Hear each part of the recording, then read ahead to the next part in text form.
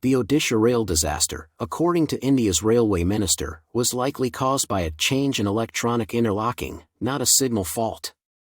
Later, Ashwini Vaishnaw claimed that the reason for and those accountable for the deadly 3-train accident in eastern India had been found, but she did not provide any further details. Instead of a failure, the Indian Railway Board stated that some kind of signaling interference had occurred.